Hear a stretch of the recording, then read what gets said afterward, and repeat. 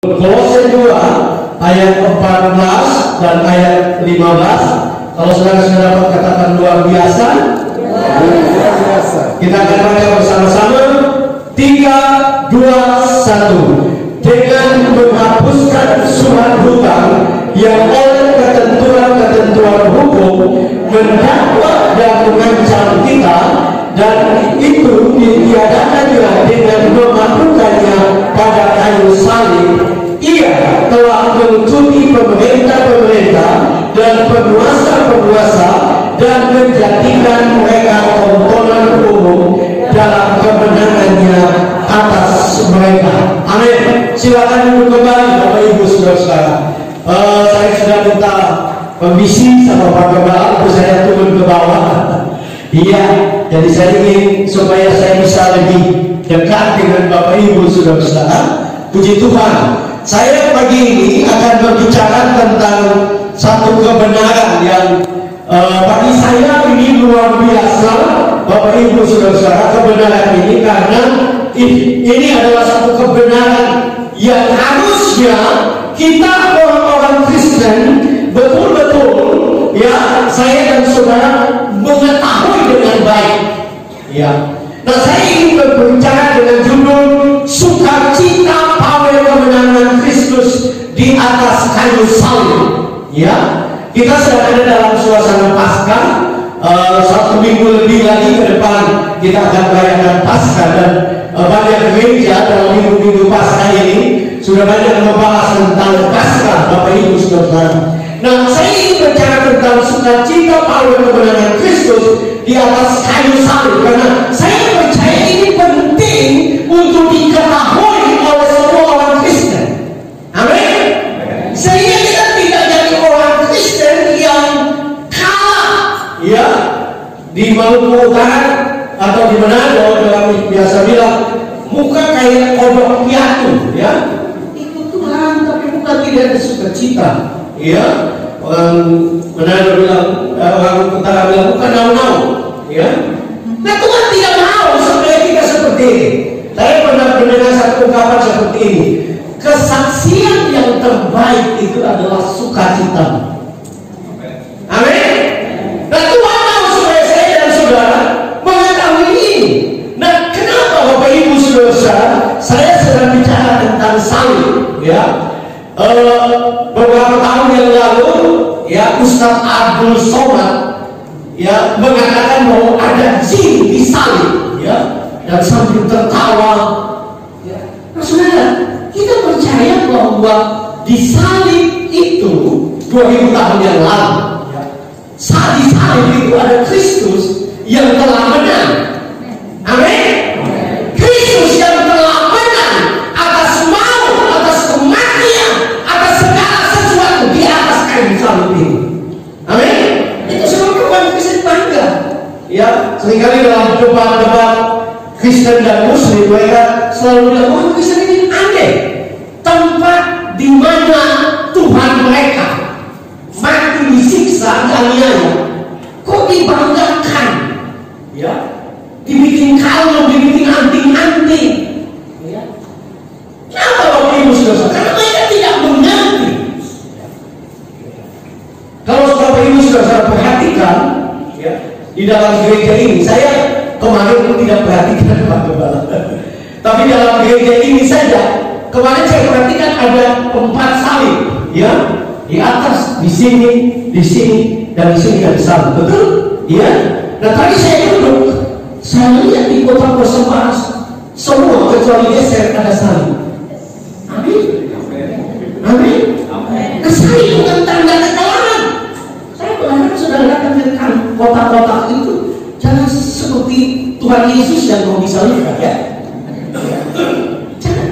Saudara katakan karena di situ tanda kemenangan, saudara. Amin.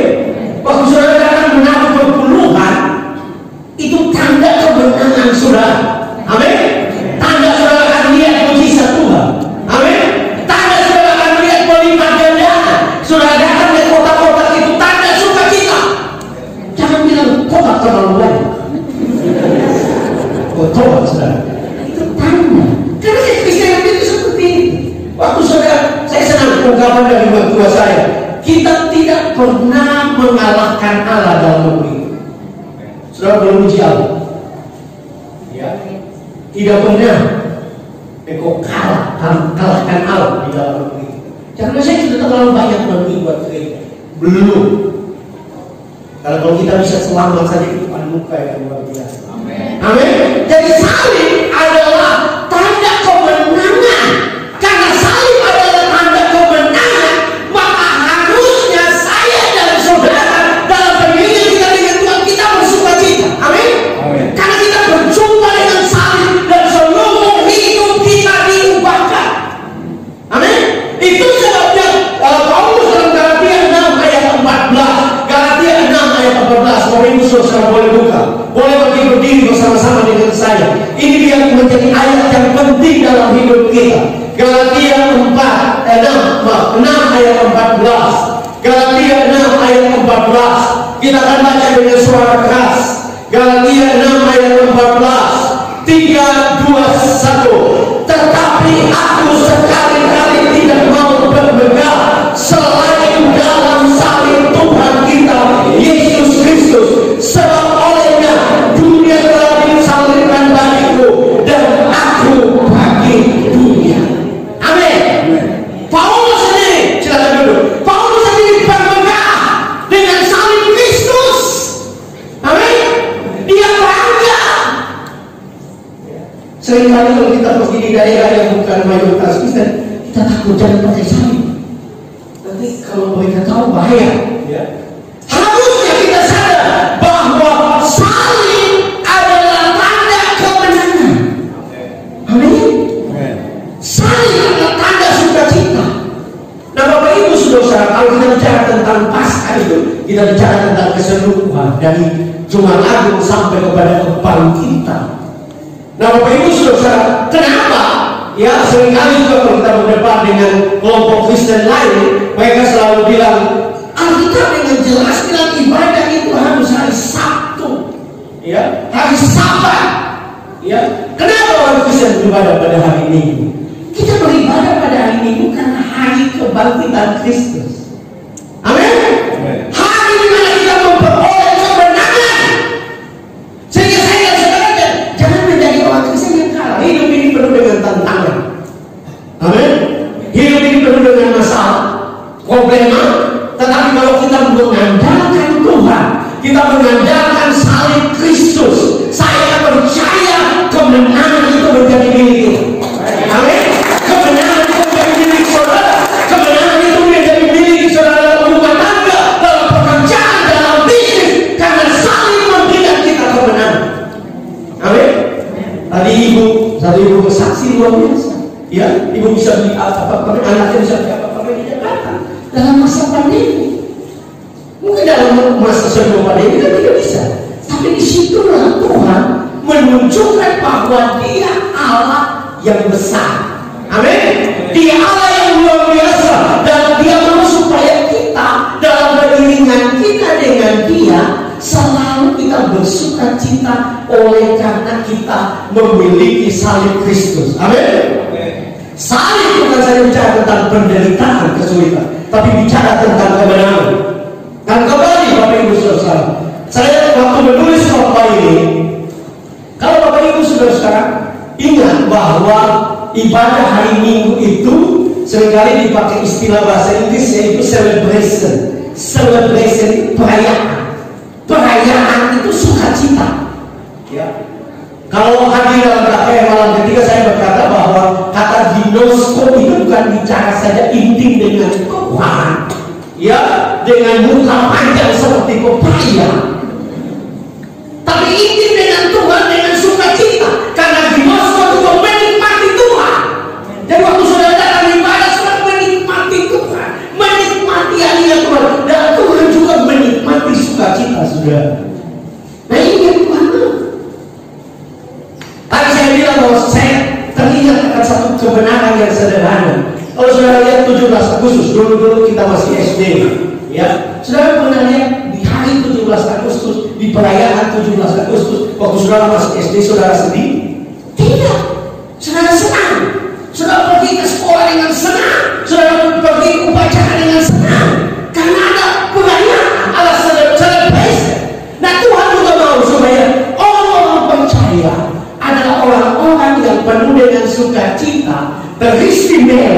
dalam pawai kemenangan Kristus di atas kayu salib. Nah, ada dua hal yang kita bisa belajar pagi ini, Bapak Ibu Saudara. Sukacita pawai kemenangan Kristus di atas salib karena semua sudah ditiadakan dengan dipakukan di kayu salib. Amin. Tahukah saudara bahwa di atas kayu salib, waktu Yesus ada di atas kayu salib, itu terjadi transaksi. Orang selalu, kalau saya lihat debat-debat, mereka selalu bertanya, Tuhan membayar dosa kita kepada siapa? Ya, kepada siapa? Ya, ada yang bilang kepada iblis. Nah, kita tidak percaya kepada iblis. Ya, karena Tuhan membayar kepada siapa? Kepada Tuhan tidak. Kepada hukum.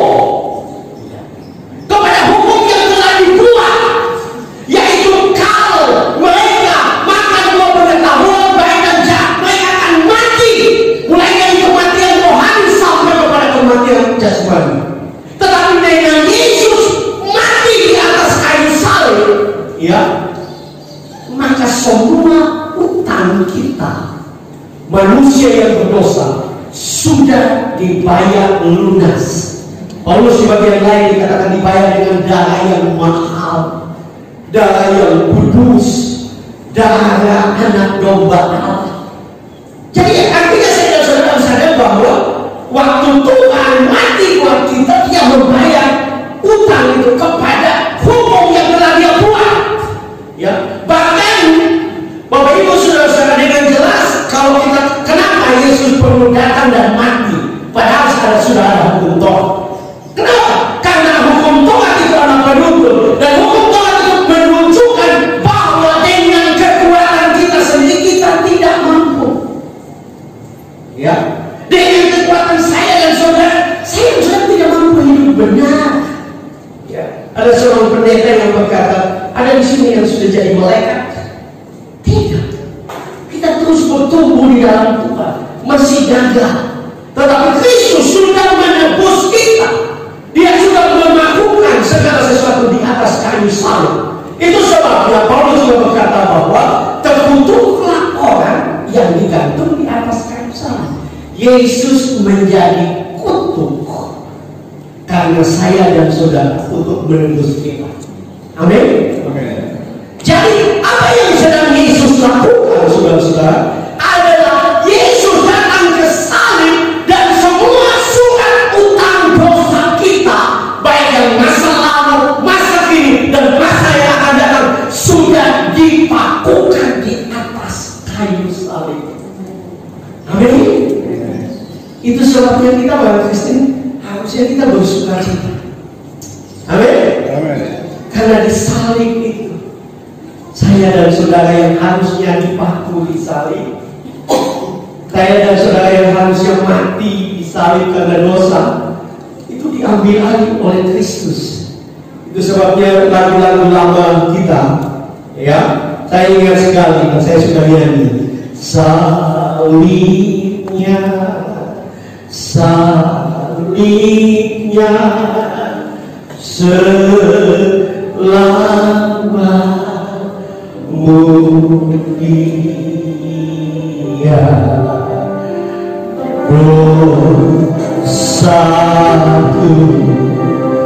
dia dosaku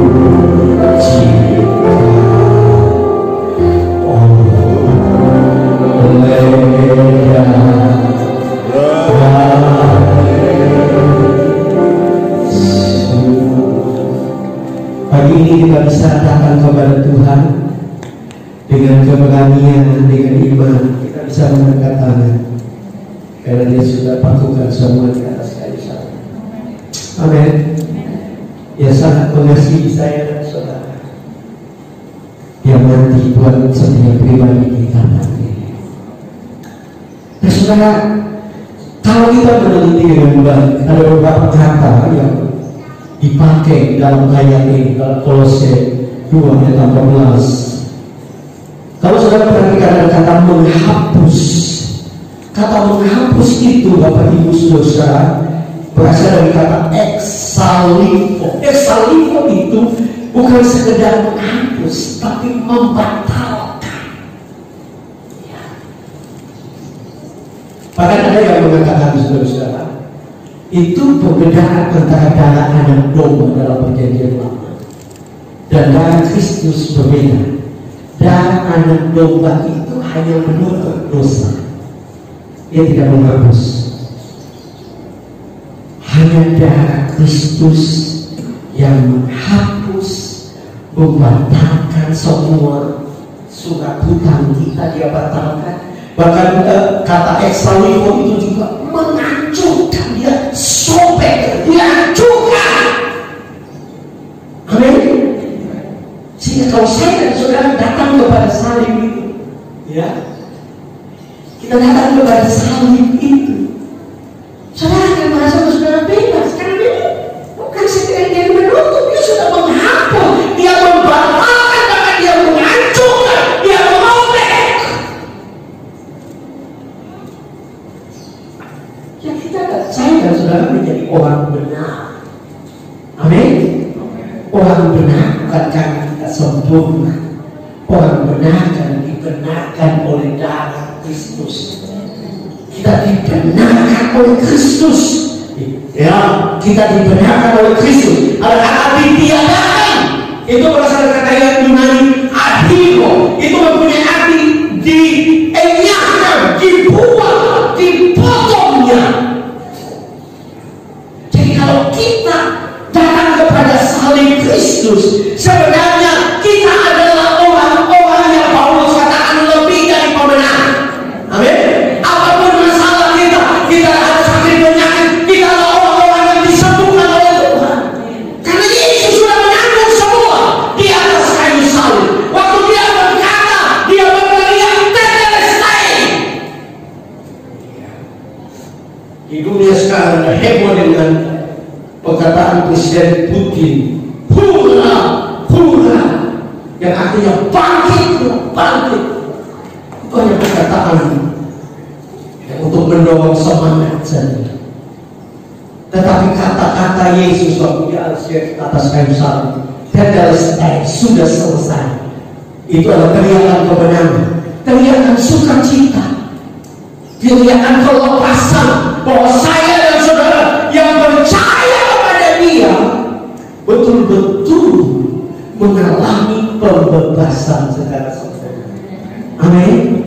Orang seringkali bilang, kalau dalam debat-debat mereka bilang begini, enak sekali orang Kristen itu ya, mereka yang bikin dosa, Tuhan Yesusnya yang tanggung. Ini bukan masalah enak, tidak. Masalah orang yang menebus dosa itu harus orang suci, orang benar, dan hanya Kristus yang orang benar, dan Dia yang bisa menebus kita. Kita tidak bisa menebus dosa kita. Saudara mau bikin apa saja tidak bisa. Ya saya mengatakan bahwa kebenaran manusia itu seperti kain yang melarang, kain yang kotor. Apa maksudnya? Kain yang kotor itu kalau saudara ibu-ibu atau bapak-bapak seringkali cuci mobil atau cuci mobil atau kemudian habis cuci saudara jemur di tembok, saudara lupa kain itu berbulan-bulan, saudara lupa, kelihatannya masih bagus. Waktu saudara datang pegang, putus, hancur-hancur. Kenapa? Itu gambaran dari kebenaran manusia. Hanya kain yang melarang. Itu sebabnya Kristus perlu mati di atas kayu salib untuk saya dan saudara. Amin. Sehingga kita dapat berdiri dengan sukacita dan kemenangan kita mengatakan, Tuhan terima kasih. Engkau baik, Engkau terlalu baik. Mari kita bisa datang dengan penuh keberanian ke takhta kasih karunia. Kita menghargai darah Kristus. Dan ada ungkapan yang bilang begini, tahukah saudara, setiap kali saudara datang kepada Tuhan, sudah berlutut, sudah berdoa, menyembah, ya Tuhan tidak lihat saudara. Karena kalau Dia lihat saudara, saudara harusnya hukum. Tapi waktu saya dan saudara datang, yang Tuhan lihat itu adalah darah Kristus. Dia lihat darah anaknya menutup itu, sehingga doa kita dijawab, sehingga pergumulan kita mendapatkan jalan keluar. sehingga masalah kita ada dalam keluh. Karena Kristus sudah mati bagi kita. Yang dilihat Bapa adalah darah. Nah, Bapak Ibu saudara yang kekasih dalam Tuhan Yesus, ada ayat yang cukup terkenal dalam Mika 7 ayat 19. Mika 7 ayat 11. Kita berdiri sekali lagi. Mika 7 ayat 19. Mika pasal 7 ayat 19. Kitab Mika pasal 7 ayat 19. Kalau sudah dapat katakan amin. Iya, kita baca bersama-sama. 3, 2, 1. Biarlah Ia kembali menyayangi kita dan menghapuskan kesalahan-kesalahan kita dan melemparkan segala dosa kita ke dalam tubi-tubi laut. Amin. Silakan duduk kembali. Nah, ini adalah satu kebenaran yang perlu dimengerti. Dosa kita tidak ditutupi, dosa kita sudah dihapuskan, sudah dipotongnya, sudah dilemparkan, sudah dimusnahkan, sudah disobek dan dibuang ke dalam laut yang tubi, laut yang dalam. Ada satu kalimat lucu Bapak Ibu saudara-saudara. Dikatakan begini, ada seorang yang menggambarkan tentang dosa kita dibuang di laut yang dalam. Itu seperti seorang yang yaitu Tuhan membuang dosa kita di laut yang dalam dan Tuhan menaruh plakat. Plakat itu kayu dengan papan sepotong, ya, di laut itu, dan Tuhan berkata dilarang memancing di sini. Apa maksudnya? Seringkali kita manusia kan, kalau kita ikut Tuhan, kemudian kita gagal, kemudian kita minta ampun dan ada sukacita. Tetapi begitu kita ada masalah, kita selalu bilang, ya ini karena kita berdosa dulu, ini karena kita punya dosa dulu. Itu namanya memancing. Firman Allah berkata bahwa Dia melemparkan, Dia menghapus dosa kita, dan Dia melupakan. Ya, ada yang mengatakan Allah itu Allah itu sempurna. Ya, Allah itu sempurna. Tapi ada satu kelemahan Allah, yaitu Dia lupa dengan dosa. Amin. Sehingga saya dan saudara bisa datang kepada Dia dengan penuh keberanian. Saudara mau bunuh pembunuh, saudara mau bunuh penjahat, saudara mau bunuh apapun saudara. Waktu saudara datang kepada salib Kristus, saudara minta ampun. Saudara adalah orang benar. Saudara adalah orang suci. Saudara dibenarkan oleh Allah dan tidak lagi ingat dosa saudara. Ya, karena Dia Allah yang baik. Itu sebabnya ikut Tuhan jangan setengah-setengah. Gagal, pernah gagal, harus bangkit dan yakin bahwa Tuhan itu baik. Amen. Yakin bahwa Dia mengasihi kita. Amen. Yakin bahwa Dia peduli dengan kita. Dia mengasihi saudara, Dia mengasihi rumah tangga saudara, Dia mengasihi anak-anak saudara. Apapun keadaan saya dan saudara, Dia mengasihi kita dan Dia mau terus kita percaya karena Dia sudah menghapuskan semua dosa kita di atas kayu salib. Salib adalah kemenangan. Amin. Dan saya dan saudara adalah orang yang kudus di hadapan Tuhan. Coba bilang teman saudara, keluarga saudara, istri saudara, tepuk bahunya dan katakan kepada dia, kamu orang kudus. Amin. Amin. Jangan saudara kita yang temanmu di saudara orang kudus. Kalau saudara baca surat Korintus, orang Korintus adalah orang yang hidup dalam dosa. Ada anak yang tidur dengan istri pamannya. Tapi Paulus memulai surat Korintus dengan berkata, hai orang-orang kudus. Karena Paulus tahu bahwa mereka kudus bukan karena mereka kudus. Mereka kudus karena mereka dikuduskan oleh Allah. Amin. Mereka dibenarkan oleh Allah. Jadi kalau sudah punya suami pernah bikin kesalahan, ampuni dia dan percaya bahwa dia orang kudus. Jangan suka bangkit-bangkit lagi. Dan kita tahu, orang pernah bilang, kita tahu kalau ada sifat begitu. Dia waktu dia bertobat, dia adalah orang benar, orang kudus. dan hiduplah dengan sukacita dalam iman Anda.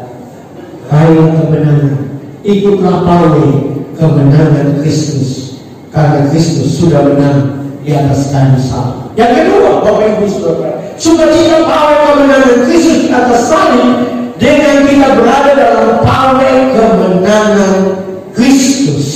Nah, saya suka saudara-saudara terjemahan bahasa Indonesia masa kini, boleh ditampilkan di LCD, karena mungkin Bapak Ibu pegang kitab tidak, kita baca saja di LCD. Ya, bahasa Indonesia masa kini. Ya, di situ dikatakan, yang semua bisa baca? Mungkin orang tua kasihan. Ya, kalau bisa lagi kita baca bersama-sama. 3, 2, 1. Pada salib itu Kristus membuat segala roh-roh yang memerintah dan berkuasa menjadi tidak berdaya lagi. Mereka dijadikan tontonan umum pada waktu Kristus mengirim mereka sebagai tawanan dalam pawai kemenangannya. Wow, ini jelas sekali Bapak Ibu Saudara. Ya, tahukah saudara, Paulus waktu menulis surat ini, Paulus sedang menggambarkan zaman ini. Ya, zaman waktu itu, kalau satu bangsa, satu suku bangsa pergi berperang, ya, dan mereka memperoleh kemenangan, mereka menghancurkan kota itu, mereka akan pulang dan mereka akan mengirim tawanan. Ya, kalau saudara penggemar film, ada film yang dulu saya suka sekali, Apokalipse, gambaran tentang dua suku di, kalau salah, di pedalaman Amazon, ya, di daerah Amazon. Gambaran itu bagaimana mereka ditawan, mereka ditelanjangi, anak-anak tinggal kolong saja, mereka diikat dan mereka digiring. Nah, Paulus dalam surat ini dia sedang menggambarkan waktu Kristus mati di atas kayu salib, dia pergi ke alam dan dia mengalahkan iblis, dia merampas kunci maut, dan dia pulang, dia mengikat. Ya, tadi kita sudah lihat waktu dia di salib, dia melucuti senjata mereka, dia mengikat mereka, dan dia bawa mereka. Kan itu gambaran peperangan dulu. Ya, kalau bangsa Romawi pergi mengalahkan bangsa yang lain, dia pulang, dia bawa tawanan, dan mereka diikat dan digiring dan dibawa memasuki kota sambil menari wanita-wanita. Kalau sudah baca kita makin itu juga sering terjadi. Mereka menari-nari di depan penuh dengan sukacita. Dan saya dan saudara, ya, ada di dalam pawai kemenangan. Amin. Jadi saya dan saudara tidak boleh lagi dikalahkan oleh iblis. Amin. Tidak boleh lagi saya dan saudara diintimidasi oleh iblis. Nah, ada terjemahan lain yang saya pikir sudah itu cukup saja. Nah, saya dan saudara harus sadar bahwa benar-benar iblis sudah dikalahkan. Ya, ada kata Yunani apegomai, itu melucuti, apegomai itu bicara tentang melucuti senjata iblis. Ya, senjata iblis. Ada beberapa yang mengatakan kalau kitab Yakobus berbicara tentang iblis itu seperti singa yang mengaum-ngaum dan mencari orang-orang yang dapat ditelan. Perhatikan kalimatnya. Iblisnya mengaum-ngaum, mencari orang yang dapat ditelan. Yang bisa dilakukan oleh iblis hanyalah mengaum-ngaum. Ya. Nah, repotnya kita takut dengan auman iblis atau singa ini. Ya. Saya tidak tulis di sini, tapi muncul, saudara. Ya, beberapa waktu ini kita betul-betul diintimidasi oleh corona, saudara-saudara, ya. Waktu muncul Delta itu orang begitu ketakutan. Ya, saya dengar ada cerita-cerita orang, bahkan termasuk anak-anak Tuhan ketakutan. Ya, di mana ada chip yang saudara-saudara tiap kali dia punya toko, tiap kali orang belanja, dia tidak mau terima uang. Dia minta taruh di dalam ember ada air. Dia tidak mau sentuh uang. Jadi taruh di ember ada air, setelah dicuci ada yang dia jemur baru dia setrikakan. Ada dia, kenapa dengan saya? Anak Tuhan. Dia tidak mau kontak dengan siapapun. Bahkan dia punya telepon yang biasa, bukan yang Android, yang biasa. Kalau di kita punya telepon sayur. Dia punya telepon sayur saja, bungkus dengan kantong plastik lah. Mungkin dia takut virus lewat melalui jaringan telepon. Ketakutan. Dan diakui saudara-saudara, sebenarnya kalau melihat pembandingan orang meninggal, itu penyakit lain lebih banyak sebenarnya. Cuma ketakutan, dan banyak orang mati karena ketakutan. Beberapa teman saya kena dan mereka masuk ke rumah sakit. Yang terjadi adalah ketakutan, intimidasi, dan mereka harus berperang, mereka harus tengking, mereka harus tolak dan lain-lain. Saya punya teman tidak tahu menyanyi, suaranya apa? Dia ambil keputusan berjam-jam menyanyi. Ya. Karena intimidasi, ketakutan. Dan saudara, muncullah Omikron, varian Omikron. Banyak orang bilang lebih ganas, mereka juga lebih ganas, lebih berbahaya. Ya. Tapi orang berkata justru Omikron ini semacam vaksin ilahi, sehingga virus menjadi bukan pandemi lagi, tapi menjadi endemi. Ya. Sehingga sebenarnya sekarang seperti flu, cuman memang masih tetap harus prokes, mesti pakai masker di tempat ruangan tertutup, mesti ikut protokol kesehatan, itu harus. Tetapi maksud saya adalah kita melihat bahwa dalam tekanan, dalam peperangan, kita tahu bahwa Yesus sudah menang. Amin. Kita melakukan anjuran pemerintah sebagai bagian dari rakyat, tunduk kepada pemerintah. Tapi yang perlu baru di dalam hati kita adalah Yesus sudah menang. Dan Yohanes mengatakan bahwa kita yang percaya kepada Kristus, kita adalah orang-orang yang benar. Bahkan Yohanes mengatakan kita mengalahkan dunia dengan iman kita. Amin.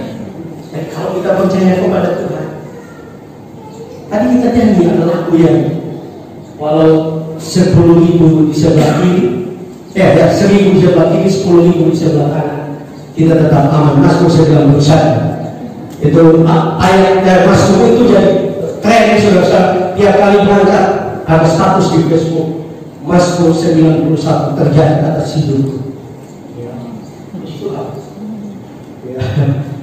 Tapi ini dia telah melucuti senjatanya. Kembali kepada Yakobus bilang, singa yang sedang mengaum.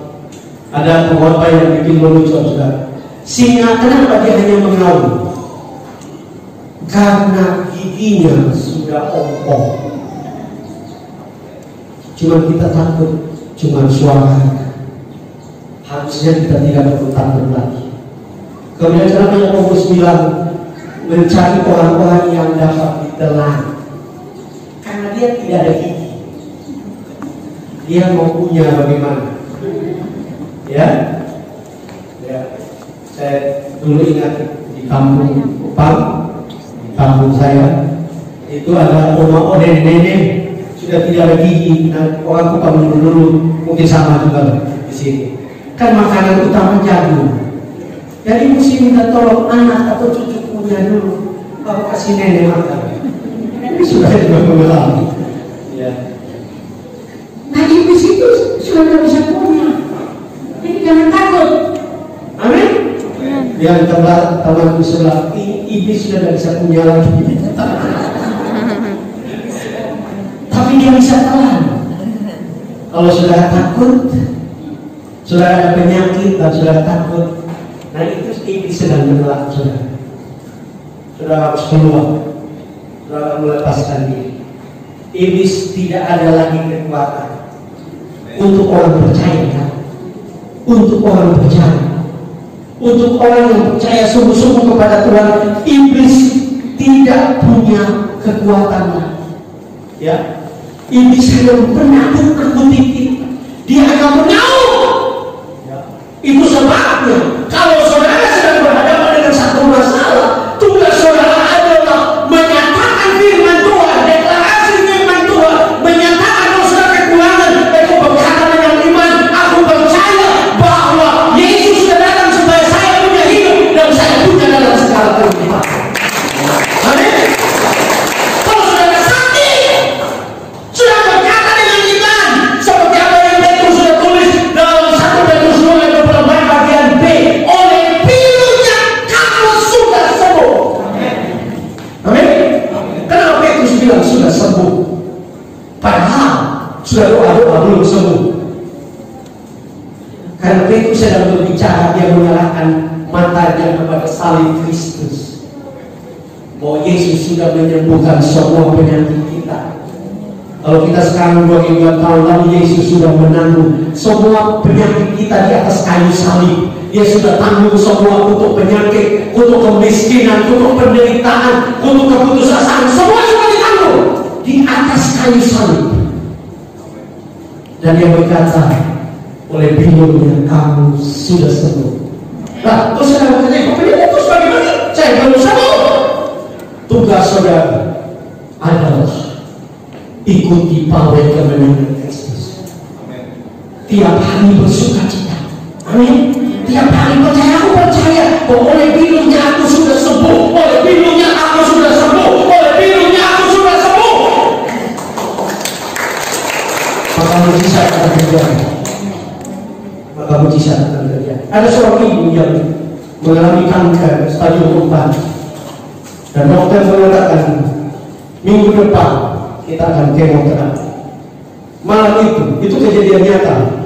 Dia menghadiri, ini beberapa puluh tahun lalu, dia menghadiri KKR dari papanya Joel Osteen. Kalau saudara pernah nonton itu siaran TV, gereja yang terbesar di Amerika, kalau nggak salah stadion baseball dibeli untuk gereja terbesar di Amerika. Kalau saya termasuk 35.000. Ya. Itu anaknya Joel Osteen, papanya Joel Osteen menginjil seorang hamba Tuhan. Dan dia sedang mengadakan KKR, dan malam itu Joel Osteen berkhotbah, oleh pilurnya kamu sudah sembuh, oleh pilurnya kamu sudah sembuh. Dia mengulang. Dan dia minta jemaat mereka yang sakit mulai terus berkata-kata, oleh pilurnya kamu sudah sembuh, oleh pilur. Dan kemudian dia doakan banyak mujizat malam itu. Tapi ibu itu tidak sembuh, dia tidak rasa sembuh, tapi dia percaya firman Allah ya dan amin. Dia jalan pulang ke rumah setelah kata dia berkata, oleh pilurnya saya sudah sembuh, oleh pilurnya saya sudah sembuh, oleh pilurnya saya sudah sembuh. Dia waktu masak, oleh pilurnya saya sembuh, oleh pilurnya saya sudah sembuh. Dia masuk kamarnya, dia berkata, oleh pilurnya saya sudah sembuh. Suaranya mulai naik ke atas, ke plafon, mulai naik ke lebih tinggi. Dia terus berkata-kata sepanjang hari-hari itu. Dan mendadak dia rasa tubuhnya sehat. Dia yakin suaranya sudah sampai ke tangga segala dia. Dan waktu dia pergi ke dokter memeriksa semua, dan dokter kaget karena tidak ada kanker di dalam tubuhnya. Dan dalam perjalanan iman kita, pengiringan kita dengan Tuhan, saudara jangan putus asa. Masalah masih ada. Saudara punya masalah, saya punya. Tapi kita punya Tuhan yang besar yang kaya. Dan dia berkata, saya dan saudara ada di dalam pawai kemenangan Kristus. Bukan kita ada dalam pawai menuju kematian. Ya, saudara percaya ada dalam pawai kemenangan. Kita jalan dengan sukacita, kita menari, kita melomba, kita bersukacita. Karena Dia Allah yang besar. Amen. Saya dan saudara percaya bahwa tidak ada yang mustahil bagi Tuhan. Tadi ibu bersaksi tentang di apa yang dijaga. Tuhan masih tetap melakukan mujizat.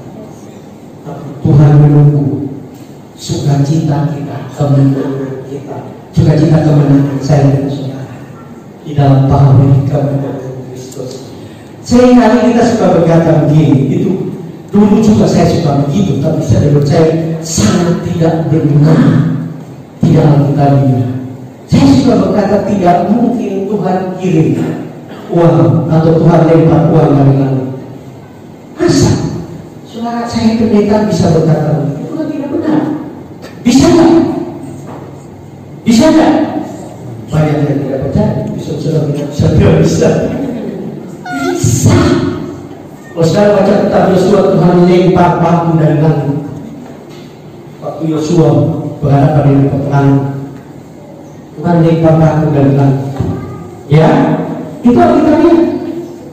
Tuhan letak, dia Yosua minta supaya matahari tertahan, bulan tertahan. Saya tidak baca ini, saya cuma tahu ada kisah itu, tapi di kitab Yosua.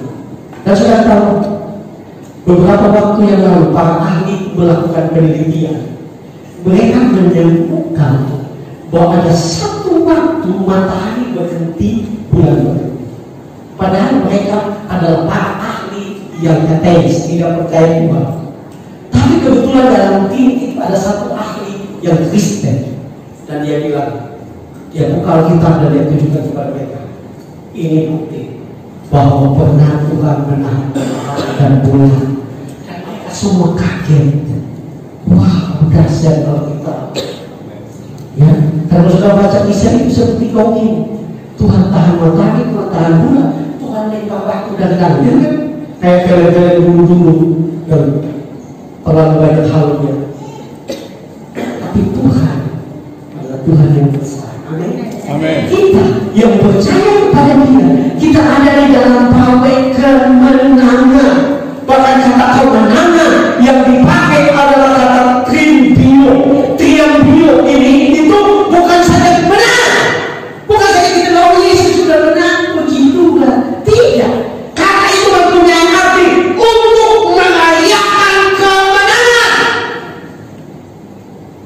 Jadi Tuhan mau kita merayakan. Amin. Rayakan kemenangan Tuhan tiap hari. Rayakan kemenangan Tuhan tiap hari. Mungkin sudah bangun pagi, ya, sudah bangun pagi dan di dompetmu kosong. Itu terjadi dengan adik ipar saya, Balan di Manado. Ya, istrinya buka dompet kosong, tapi dia mulai percaya yakin Tuhan akan berkati dia deklarasi. Dan dia siap untuk melayani. Dan dia balik ke kamar, dia kaget waktu dompet dibuka, ada uang. Dan tidak satu orang pun baik suami atau anaknya menyentuh dompet itu. Apakah Tuhan bisa melakukan? Bisa. Oh, tadi saya bilang kita tidak percaya Tuhan lempar uang dan uang. Ada kejadian di Jakarta, ada seorang anak Tuhan yang berutang cukup besar dan dia ketakutan. Dan dia datang kepada Tuhan, dia berdoa dan dia meyakini bahwa Tuhan pasti memberkati dia, Tuhan pasti melakukan mujizat keuangan, dan dia imani dan dia mulai bersukacita di hadapan Tuhan. Dan mendadak plafonnya bunyi dan ada jatuh satu kantong plastik, dan waktu dia buka dia kaget karena di kantong plastik besar itu berisi uang sejumlah utangnya dan semua lunas. Apakah Tuhan bisa lakukan? Bisa. Tuhan bisa pakai gunung gagak untuk makan Elia.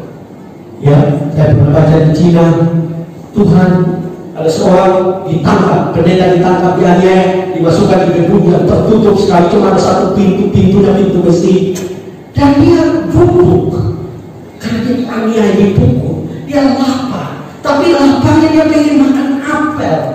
Aneh, bagaimana bisa dapat apel dalam situasi? Tapi dia tuh saya pengen makan apel. Ya. Dan dia berdoa, dia aku percaya tidak ada yang mustahil bagi Tuhan. Sambil berdoa dia kaget karena di bawah lantai seperti ada yang sedang menggali dari bawah. Dan dia kaget sudah ternyata tikus. Dan sudah tahu tikus di mulut tikus ada apel. Sudah pernah punya tikus baik itu? Tapi kalau saudara di dalam Tuhan tikus dan baik, ya kita pada gagak itu salah satu jenis burung pemangsa. Kalau saya tidak tahu isi di upah kalau bilang kak, kalau suara kak, terus dulu kita kampung jumur ikan, jumur daging, bungkak suka. Dia bukan bungkak, tapi kalau Tuhan mau berkati, dia bisa pakai siapa saja. Kesaksian Bapak Gembala berulang-ulang, Pak Haji menampung, menolong, memberkati, memberikan uang untuk pelayanan Natal. Kalau engkau jalan dengan Kristus, engkau selalu melihat mujizat. Karena dia Tuhan dahsyat, karena dia memang Allah yang baik. Jadi saudara, Tuhan bisa pakai apa saja. Saya pernah membaca tentang dua gadis di Eropa Timur. Waktu itu mereka dikejar oleh tentara komunis dan mereka lari, dua misionaris gadis lari, dan mereka sadar mereka tidak bawa uang. Sambil lari mereka berdoa, Tuhan kami perlu uang untuk bisa menghubungi ke Amerika dan pusat kami. Sambil lari salah seorang melihat dia bawa di gesper sepatunya ada uang. Tuhan bisa buat apa saja.